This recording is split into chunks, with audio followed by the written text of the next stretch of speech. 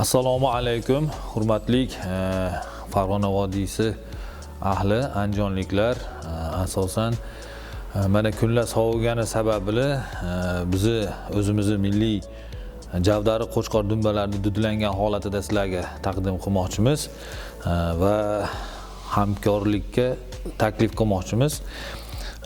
Bizi mahsulotlarimiz o'zimizni javdari qo'chqorlardan, boshqa chetdan kelgan dumbalar emas. Bularni pishish uslubi ham tabiiy, hech qanaqa ximikatsiz, tabiiy ziravorlar va tabiiy uslubda pishiriladi.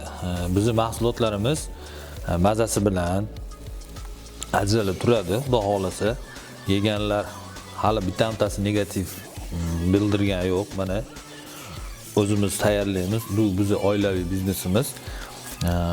Mana bu qadoqlangan holatdagisi, bu mana qizil paprika, picha achchig'i ham bo'ladi.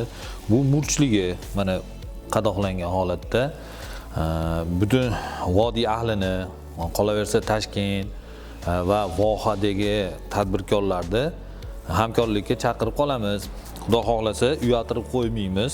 O'zimiz qilamiz buni, birovlardan olib sotmaymiz. O'zimiz ishonch hosil qilib, pokiza halolligiga javob beramiz, sifatiga ham javob beramiz. Yeganlar maza qilyapti, xudo xolasa yana so'rashyapti. Mana bularni hozir sizlar mana bu mana mashina qilib kesilib pachkaga solinamiz. Kilolik so'raganlarga kilolik holatida ham bo'ladi. Buni yegan odam biladi. Yemaguncha buni mazasi qanaqa ekan deb o'ylanadi.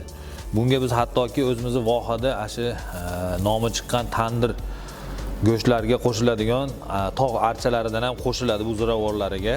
Xudo xolasa yegan odamlarning og'ziga ma'qul kelyapti. Shuning uchun hammani hamkorlikka chaqirib qolamiz. Kerakligicha qilib beramiz. Vodiy bo'ylab dastavkasi bor. Toshkentga ham chiqarib bera olamiz. Endi vohani kelishamiz. Pastlarga ashi telefon raqamlarimiz bor. Narxlarini ham qo'yib ketamiz. Kelishilgan holatda hamkorlikka hammani chaqirib qolamiz. Hammanglarga omad, salomat bo'linglar, hech qachon kasal bo'lmanglar.